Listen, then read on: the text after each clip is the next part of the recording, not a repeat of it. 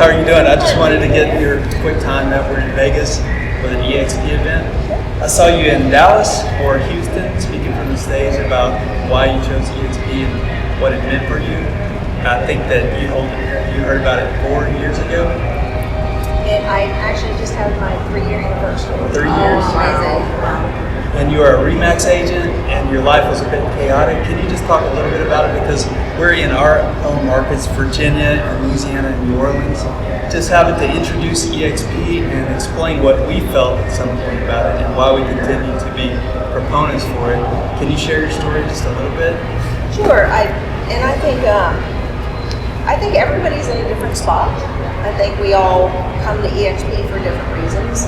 But I originally was with RE/MAX, and then I wound up running a brokerage out of North Dallas, and we were predominantly a HUD and REO. So basically, before I came to EXP, I was running a brokerage out of Plano, and we had built the company up to where we had 12 offices in 4 different states, and we had 15 REO contracts, and we at one point were the exclusive HUD broker. And so we were running and gunning like crazy and trying to handle all these properties. Over the course of time, we wound up selling over 6,000 properties together, my team and I. And if you've ever worked in that business before, in the HUD REO business, everything's on a deadline by midnight every day. And so you literally are working 15, 17 hours a day. And so when I saw EXP, I went to a real estate class. I was updating my license. I'm a broker. And I had a gentleman come in, and Rob Flick came in and did a lunch and learn, basically for me and the other brokers in the class. There were 50 of us in the class. And I wound up being on the edge of my seat because I thought I had heard everything. I thought I had seen everything. I've been in the business 17 years. And I really had never seen anything like this before and was really stunned at the potential opportunity of what EXP was offering. And EXP was brand new. Rob had just moved to Dallas and had just opened EXP in Dallas. And it was, is this really real, number one? And no one had had success yet because it had just started. So I set up a meeting with him to talk through more specifically what it was all about. Showed it to the gentleman who owned the company. I ran the company, but he owned the company, and said, we need to do this. And so it was like a switch, it was obvious. Oh, it was very obvious to me. And I think again, depending on where you are in your business, sometimes, I think the biggest thing, if anybody watching this, I think the biggest thing is make sure whoever you're friends with, whoever you know, the key is to watch the presentation. Because you hear and meet a lot of people that say, oh yeah, I know all about EXP, but they've never sat down with anybody one-on-one. Right. They've never actually seen all of the information all the way through of exactly what EXP offers. And so it's the old adage, you don't know what you don't know. Right. So if you don't take the time to actually hear about the information, you really are doing yourself a disservice and a disjustice, because you're making decisions about things that you really don't know. So I think the biggest, most important thing, number one, is take the time to sit down with someone to make sure they get the opportunity to show you all the way through exactly what EXP is offering. Right. Because what I have found over the last 3 years is that once people do that, once people actually take the time to listen, open-mindedly listen, and see what we're offering, that EXP was really careful when they set up the company to make sure they try to cover or overcome every objection every agent has at every level. And they really tried very intentionally to put things in place to take care of agents so that they would meet the needs of agents. And everything from how some of us earn back our cap and stock to giving systems for agents to get leads, to giving an ability for people to retire, for giving people the ability to build their business. They really were so strategic in creating systems for all of us. So wherever you're at in your business, you'll be able to be taken care of. There's some place for you to plug in. There is some place for you to plug in. Well, can you talk about your life afterward? I know it's changed, would you say, drastically? I would say I have a completely different life than I used to have, because I was like everybody else, where you're only as good as your next deal. You're on the hamster wheel. I was getting ready to say you were on the perpetual run. I was on the perpetual run. You either don't sleep much or you don't sleep at all some days, because you are constantly trying to sell more, to pay your bills, to pay for the systems, to take care of your family, to pay your taxes, which is a huge one that a lot of people don't talk about in the real estate business. Right. But a lot of us wind up being successful and then winding up having tax issues because nobody warned us about all the extra money you have to pay in taxes being an independent contractor. So I'm a single mom, and so basically I was a single mom with 2 boys, struggling to, I was successful, but still struggling, because after you take off 50% of what you make to run your team and to keep paying for all your systems, and then another 40% in taxes, you really left with very little by the time you're done with it, even when you're making a lot of money, Right. in order to continue to provide for your family. I've felt that the only game that realtors can play is to have superior market knowledge and access to inventory to create a rental portfolio. That was basically the only exit that we had. Yeah, and I mean, there's a lot of agents that wound up, I know agents that had hundreds of properties, and when the downturn happened, they were super leveraged and they lost everything. Oh, absolutely. So there is a risk when you start building large amounts of rental property inventory, unless you're paying cash for them, which most people don't have the money to pay cash. Right. Because you need to keep your cash to make sure you're on that hamster wheel maintaining your business and leveraging everything. So I think even though people don't talk about it, It's the elephant in the room. it's the elephant in the room that people don't talk about. That's the reality of our industry. The reality of our industry is you're out of business every day. 100%. The reality of our industry is you can never take a day off. The reality of our industry is you can't stop pushing constantly. Even Brent, who we're all here at this event with him, he was a $120 million producer, and he talks about, I was been doing this 20 years, but I'm still on the hamster wheel. Right. Because once you stop selling, once you stop working, What's that? the well is gone, the well dries up. Right. So unless you have a retirement plan, or unless you have an exit plan, or unless you have a way of either taking a portion, making enough money to take a portion that you can set aside to do the rental properties or investments in stock or whatever it is you're doing, you have no other way to ever retire, which is, in our industry, has been a huge issue. Well, I'll tell you from a female perspective, since we outlive this, right? So does my family. My girls. I think that is a big problem for women in particular in real estate, because I know a ton of women, as well as you do, who are married, widowed, divorced, single moms, who get into their 60s and 70s and are still out there every weekend hitting it hard. And it really breaks my heart. It makes my heart hurt to know that that 70-year-old lady who might be divorced or her husband has passed away, she has no other choice. Maybe the next sale makes or breaks whether she makes a mortgage payment or not. That's sad at that age in life. It really is. And we're talking about career veterans, 15, 20, 30-year veterans who are still having to hoof it and I can't even stand the idea. But we don't have to do that anymore. Our life changed. Right, our life changed. Our dynamic changed. Now, I'll also share that I still feel that realtors are some of the hardest working, most forthright people that you'll find. Absolutely. And that same loyalty kind of protects them from seeking out another opportunity to make the I change. think that's a good statement. And I feel like a lot of areas, they like the tried and true. They might be clicky for good and bad. There's reasons for it. But how would you talk to somebody that said, I love my broker. I love the culture. They've been here for me. How would you help somebody through that thought process, which is valid? It is valid, and the truth is, as human beings, we are relational people, and we want to be with people that we have great relationships with, and we feel comfortable with, and we trust. That's just who we are as people. the thing I would say to someone is that broker paying your bills? Is that broker funding your retirement? And if they have not funded your retirement, or if they are not paying your bills, then again, you're doing yourself a disservice for not looking at the opportunity with EXP.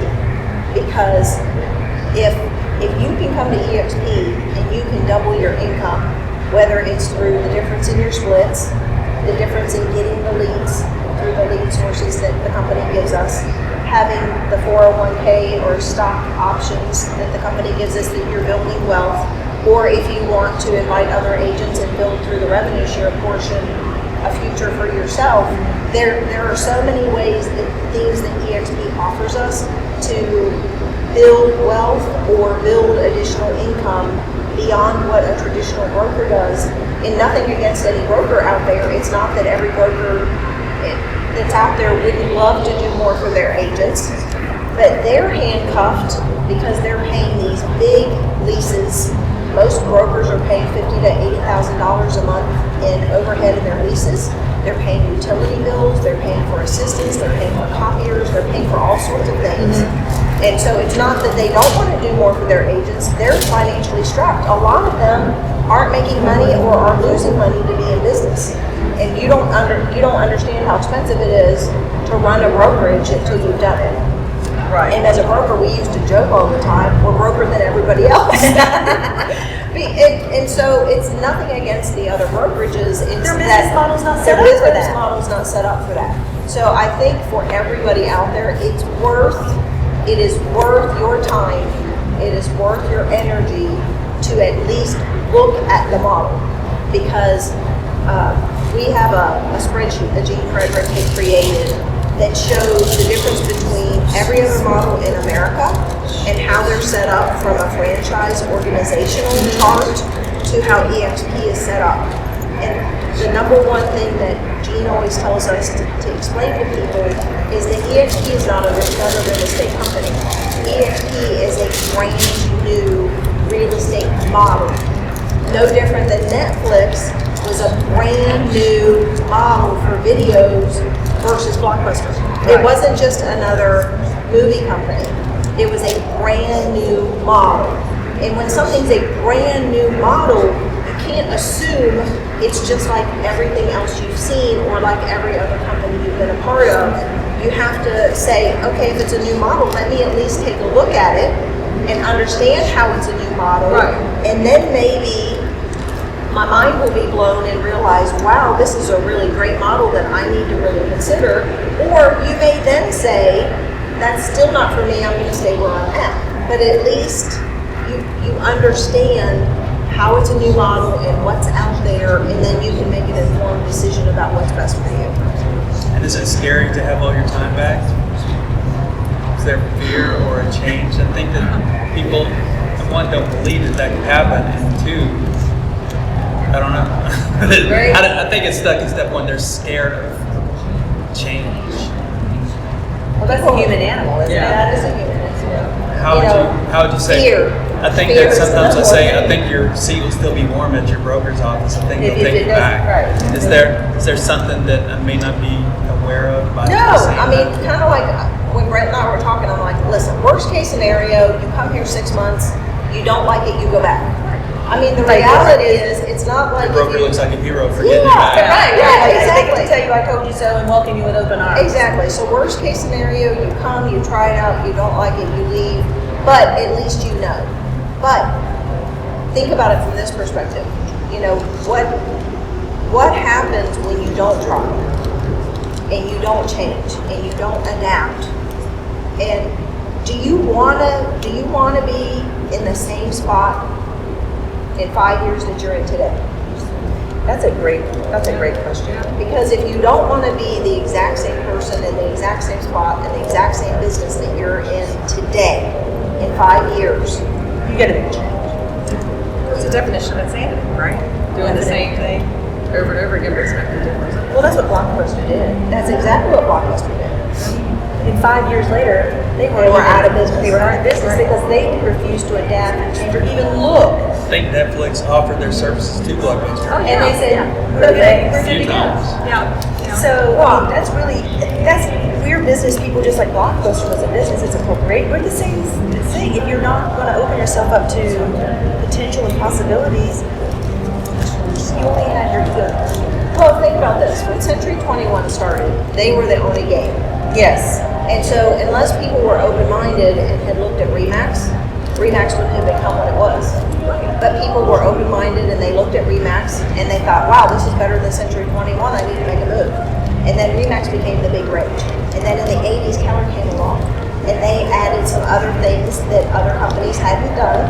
And so when people started looking at Keller back in the 80s, they were like, wow, this is so much better than what's being offered to me by these other companies. I'm going to make a move. And then Keller came the big thing. Well, guess what? Now EXP is the big thing.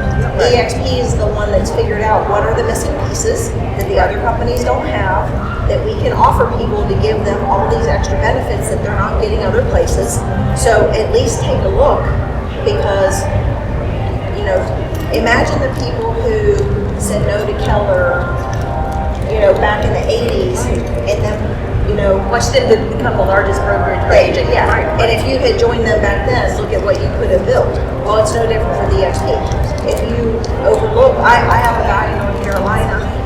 He was the first person to ever call in North Carolina. Right. Because I was one of the first people with the EXP building.